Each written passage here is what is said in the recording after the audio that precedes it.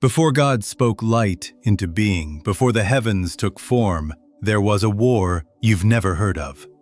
A rebellion not of man, but of angels. What if the Bible's first page is not the beginning, but the aftermath of a cosmic betrayal? Picture a world born in the shadow of fallen stars, where secrets too dangerous for Scripture were buried by those who feared their truth. This is no myth. It's a story erased, a chapter hidden, that changes everything you thought you knew about Genesis. Stay with me, because in the next few minutes, we'll uncover a truth that echoes through time, a truth that might reshape your faith. If this stirs your soul, like, share, subscribe, and journey with us to the end, because a forgotten promise is waiting to be revealed.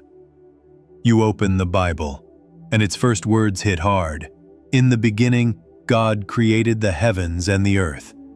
But pause, look closer. The earth is already there, formless, cloaked in darkness, an abyss before the first light. This isn't a fresh start, a blank page for divine creation. It's a wreckage, a world not born but broken, as if Genesis opens not at the dawn, but after a storm no one names. Why does the story of everything begin with a shadow? Why does the earth, in its earliest moment, feel like a battlefield scarred by an unseen war? The Hebrew words tohu vabohu, formless and void, aren't just poetic. They confess ruin, a cosmic desolation hinting at something gone wrong. Picture it. Before stars shone, before seas parted, chaos reigned, not waiting for order, but mourning a loss. Genesis doesn't ease you into creation. It drops you into a mystery, a world wounded, as if the sacred scroll begins in the middle of a story too vast to tell. What happened before this beginning? What cataclysm left the earth in silence, heavy with secrets? The text moves on, swift, almost afraid to linger. But you feel it, that pull when the first lines hint at a truth too big for the page. What war raged before the heavens were named? What rebellion shook the cosmos, leaving echoes we can't ignore? Genesis hands us a puzzle, each piece jagged with an untold fall. This silence isn't a mistake. It's a door, half open, daring you to step through. The scribes who shaped these words knew something we don't. They wrote of light conquering darkness, but never said where that darkness came from. Was it a betrayal, a defiance in the heavens, a crack in the divine order before humanity's first breath? Imagine a chapter, now lost, that held those answers, buried not by time but by choice, its fire too bright for the sacred page. The Bible begins not with a song of creation, but a whisper of ruin. What story lies beneath that silence? What truth was too heavy to bear? Stay with us, because the answers aren't in the verses you know. They're in the shadows of a chapter they did. Silence hides a war that shook the heavens. Before the earth was shaped, before Adam drew breath, there was a chapter, erased, forbidden, that speaks not of creation's dawn, but of a fire that burned before time. Picture a realm where stars were not just light, but beings, angels, radiant and eternal, gazing upon a cosmos yet to be born. Among them, a faction called the Watchers, guardians of divine order, stood at the edge of heaven's council. But something stirred. They looked down, not with awe, but with longing, a desire to touch what was not theirs, to share secrets meant only for the divine. This lost chapter, whispered in ancient shadows, tells of their rebellion. Led by a figure cloaked in starlight, they descended, defying the sacred boundary between heaven and earth. They brought knowledge, dangerous, radiant, forbidden. Not just wisdom, but power. The crafting of weapons, the weaving of enchantments, the unlocking of time itself. These were no mere gifts. They were sparks of a celestial fire, handed to a world unready for its heat. And from this betrayal, chaos was born. The earth trembled under the weight of their ambition. A war not of men, but of angels tearing at the fabric of creation. Why was this story buried? Because it doesn't just tell of fallen angels, it questions the very order of heaven. If celestial beings could defy their maker, what does that mean for the divine plan? The scribes who guarded the scriptures didn't erase this chapter to deceive. They hid it to protect, fearing its truth would unravel the faith they built. Imagine their dilemma, a tale where the first rebellion wasn't in a garden, but among the stars, where the fall began not with humanity, but with those who were meant to watch over us. This hidden chapter doesn't just rewrite Genesis, it redefines the beginning. It suggests the darkness of Tohu Vabohu was no accident, but the ash of a cosmic revolt. What secrets did the Watchers share that were so dangerous? What war left such scars that the Bible begins with its aftermath? Pause and feel the weight of that question. The answers lie not in the pages we hold, but in the ones they burned, sealed away in shadows. Stay with us, because what comes next is a story not of scripture, but of scrolls, texts forbidden, forgotten, that hold the key to a truth too wild for the sacred canon. What if the truth wasn't lost, but hidden, sealed in scrolls beneath desert sands, guarded by time until the world was ready?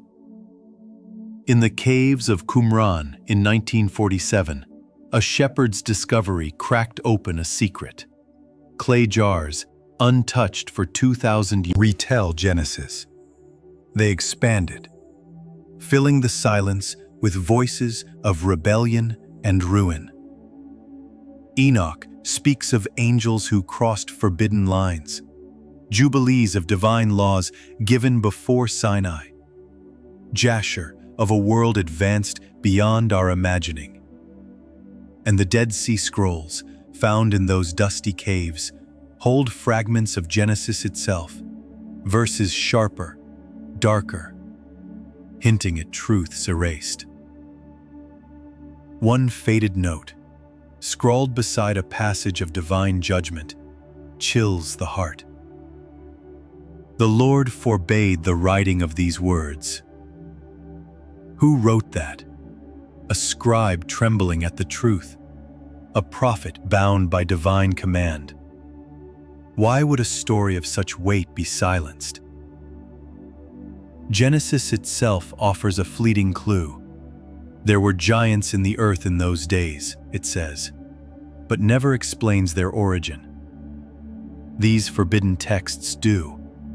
They name the Watchers, angels who taught humanity arts of war and wonder, secrets that turned creation into chaos. But why were these books buried? Not because they were false, but because they were too real. The elders of Israel, guardians of faith, didn't destroy them. They hid them, fearing their power to shake the pillars of belief. These scrolls suggest Genesis wasn't the full story, but a curated one, its edges smoothed to keep the divine order intact. Picture the scribes, hunched over flickering lamps, deciding which truths could be told. They chose silence over chaos, control over questions. Yet the scrolls survived, in Ethiopian libraries, in desert caves, waiting for us to find them. What did they fear we'd see? A heaven less perfect? A creation born from conflict? Stay with us, because these texts are only the beginning. They point to a rebellion that birthed monsters, a betrayal that demanded a flood to erase its stain, a story that changes everything. Imagine a time before Eden, when angels, celestial watchers, stood at the edge of heaven, their eyes fixed on a fledgling world. Tasked to guard, not to govern, they gazed upon humanity with a forbidden hunger. Led by a figure blazing with starlight, they made a pact that shattered the divine order. They descended, crossing the sacred veil between heaven and earth, to share secrets no mortal was meant to know. Metallurgy to forge weapons, enchantments to bend spirits, the paths of stars to unravel time. These were no mere teachings, but a divine fire stolen from the heavens. From this betrayal, a monstrous legacy was born. The Nephilim, half angel, half human, giants of insatiable hunger, not just tall, but ravenous. They devoured fields, beasts, even men, until the earth groaned under their weight. The forbidden texts whisper of cities turned to ash, of a world spiraling into chaos. Genesis hints at the ruin. The earth was corrupt before God and filled with violence. But the hidden scrolls name the cause. The Watcher's gifts, twisted into curses, birthed a creation that mocked its maker. Why did the Watchers fall? Was it pride, desire, or a longing to rival God's new creation? Their teachings weren't just knowledge, they were power, handed to a world unready for its weight. The Nephilim, neither fully divine nor mortal, belonged nowhere, their existence a wound in the cosmos. Heaven could not ignore the chaos. The forbidden texts speak of a divine decree. The Watchers, bound in chains, cast into the earth's depths, awaiting judgment. The Nephilim faced a fiercer fate, a great flood to erase their stain, to drown a world that had tasted heaven's secrets too soon. Picture the skies darkening, the earth trembling under divine wrath.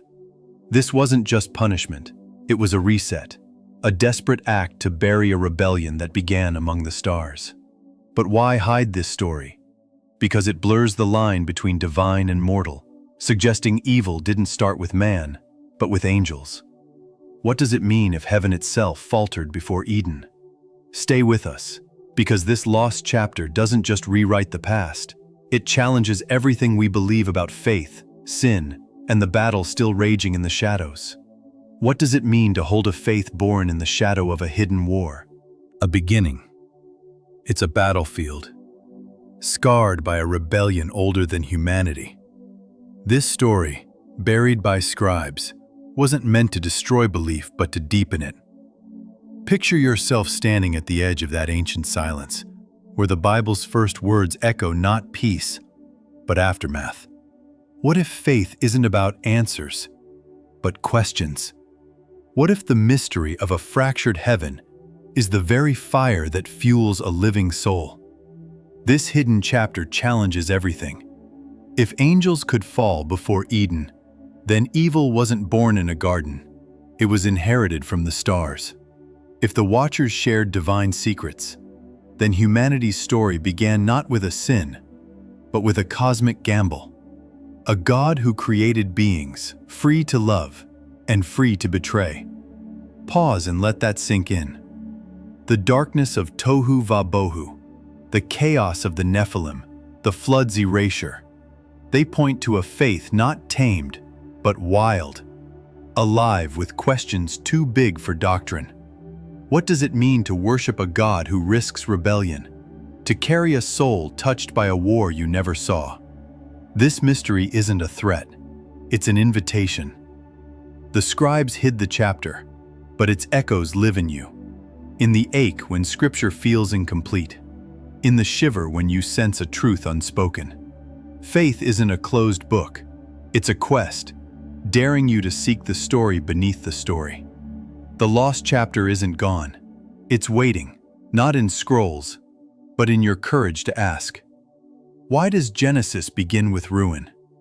Why does heaven's silence speak so loudly? Now you stand at a crossroads. Will you return to a faith that's safe, its edges smoothed by centuries? Or will you step into the deeper waters, where truth is not a rule, but a fire? Real faith doesn't fear the unknown. It walks into it, hands open, heart ablaze. If this story stirs you, if it awakens questions you can't ignore, like, share, subscribe, and carry this mystery forward. Comment below. What truth do you seek in the silence? Because the lost chapter isn't just a story. It's a call to live dangerously, to chase a God who creates in the shadow of rebellion, and to find your place in a war that never ended.